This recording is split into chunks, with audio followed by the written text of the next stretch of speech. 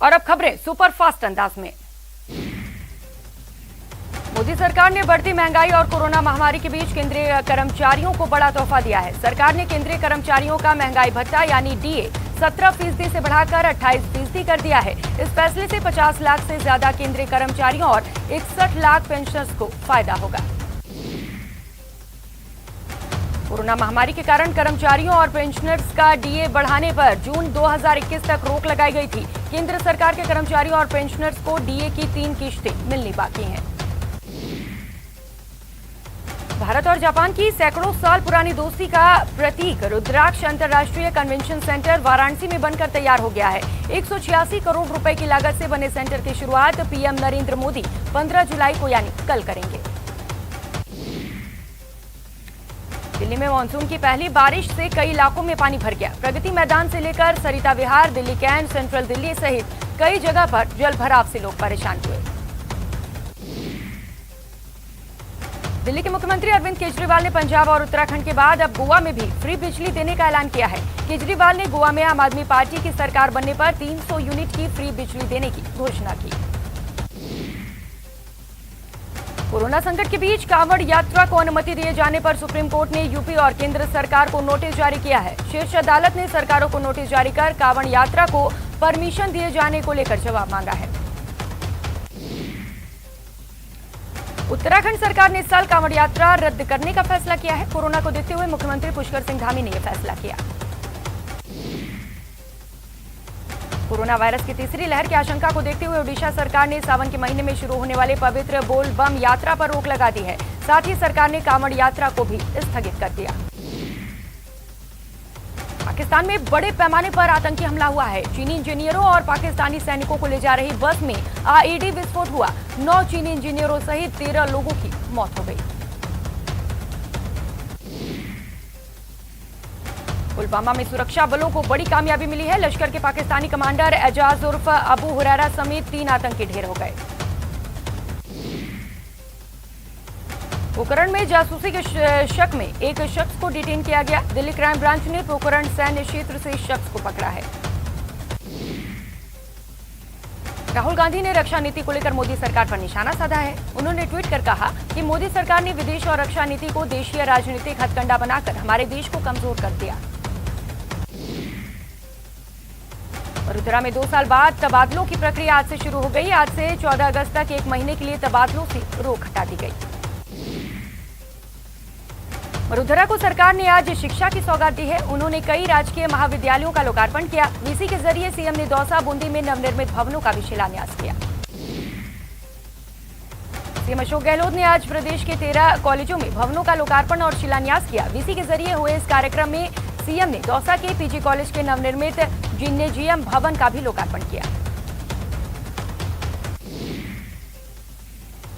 इस दौरान अपने संबोधन में सीएम गहलोत ने कहा कि प्रदेश के 33 जिलों में मेडिकल कॉलेज खुल रहे हैं, जिससे कॉलेज से जिले वासियों को लाभ मिलेगा।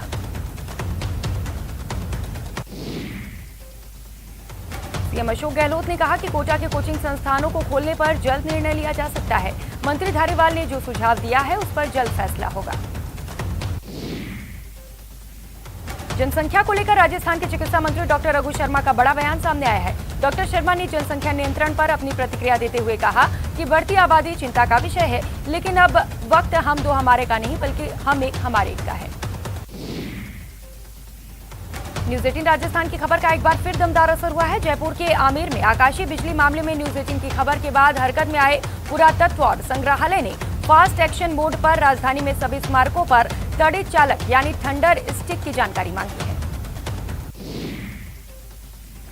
सीकर सांसद स्वामी सुमेधानंद सरस्वती ने राज्य सरकार पर बड़े आरोप लगाए हैं। सरस्वती ने जल जीवन मिशन और ग्राम सड़क योजना को लेकर कहा कि केंद्र सरकार इसके लिए बजट दे रही है, इसके बाद भी केवल विधायकों के हिसाब से काम हो रहा है।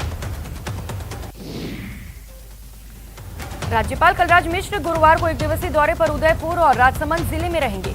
राज्यपाल विशेष विमान से उदयपुर के डबोक एयरपोर्ट पर पहुंचेंगे।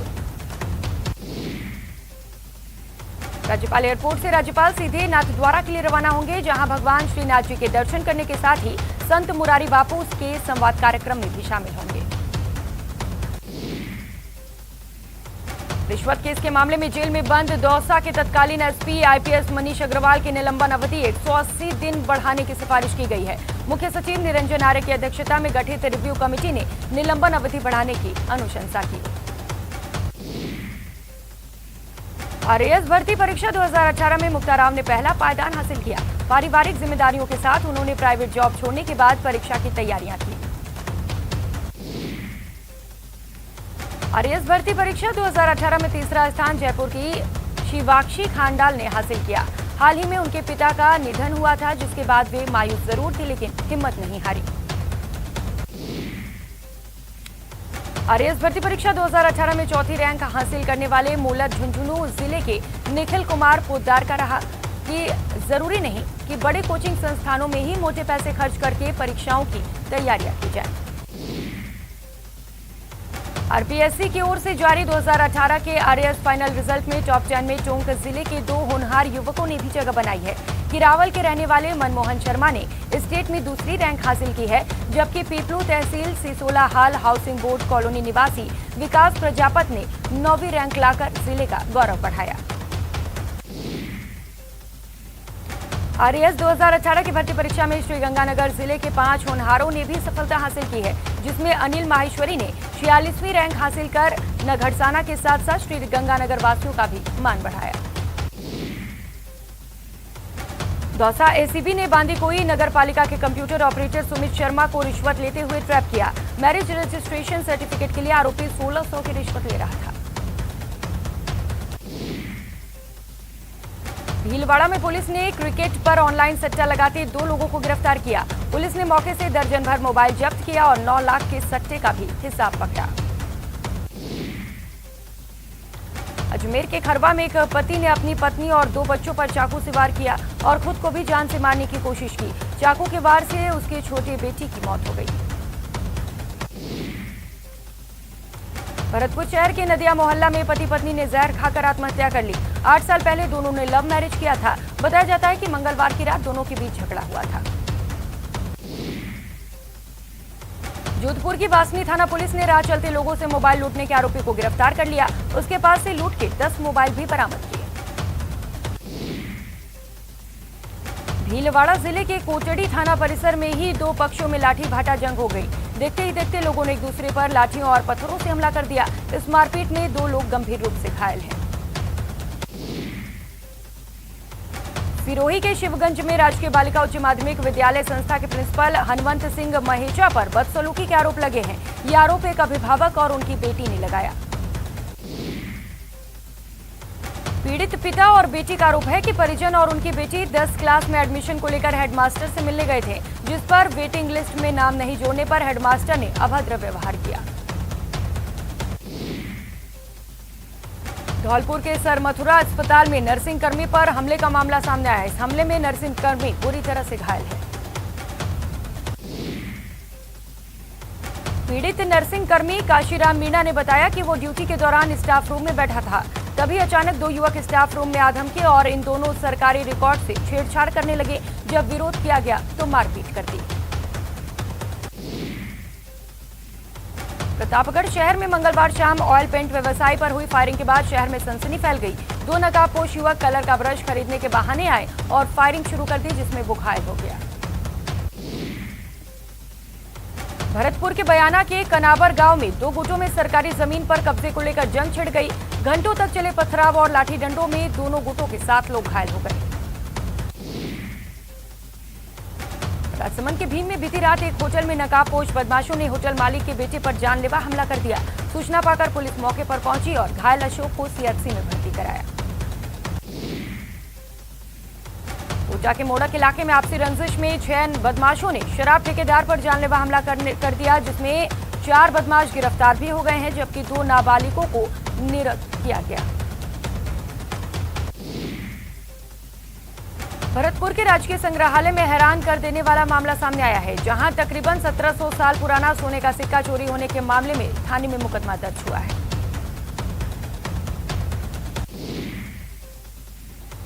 दौसा के लालसोट शहर के सुरक्षित नगर में बीती रात चोरों ने जमकर धमाचौकड़ी मचाई।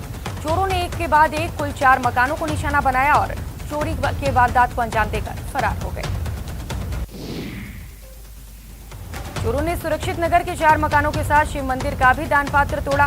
ऐसे में पुलिस ने अब मौका मुआयना कर तलाश शुरू कर दी है।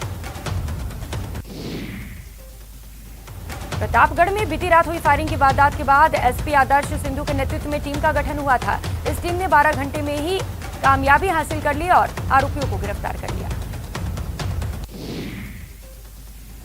भरतपुर के कस्बा भुसावर के पहाड़िया मोहल्ला में पूर्व पार्षद सुशीला पहाड़िया के मकान को अज्ञात चोरों ने निशाना बना लिया और ताले तोड़कर लाखों के सामान लेकर फरार हो गए। सिरोही में शराब तस्करों के हौसले बुलंद हैं। न्यूज 18 ने इस खबर को प्रमुखता से दिखाया था, लेकिन दुर्भाग्य की बात है कि अब तक कोई कार्रवाई नहीं हुई। अलवर जिले के युवाओं में हथियारों के साथ नुमाइश करने का क्रेज दिखाई दे रहा है। ऐसा ही एक मामला बानूसर में सामने आया है, जिसमें कई युवक कोरोना गाइडलाइंस की धज्जियां उड़ाते नजर आए।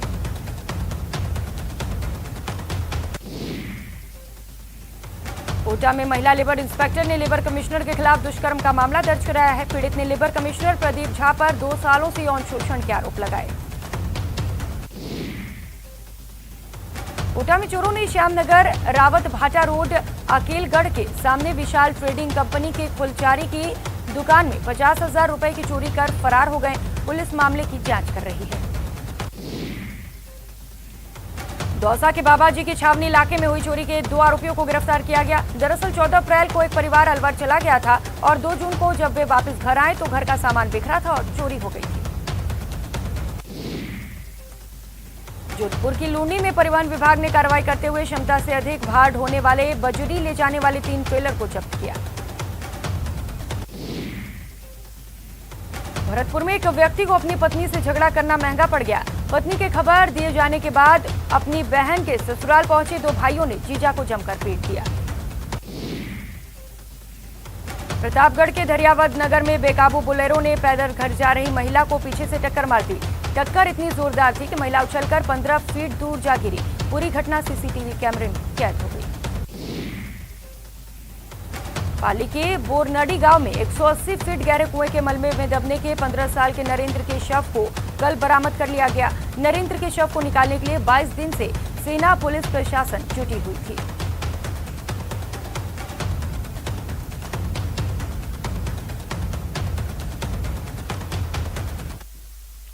नेटवर्क 18 फेडरल बैंक संजीवनी गाड़ी भारत के कोविड प्रभावित जिलों में जा रही है। वैक्सीन के लिए जागरूकता फैलाने की हमारी इस मुहिम को आप भी अपना सहयोग दीजिए। चलिए आपको दिखाते हैं संजीवनी गाड़ी अब तक कहां कहां गई और आज कहां है।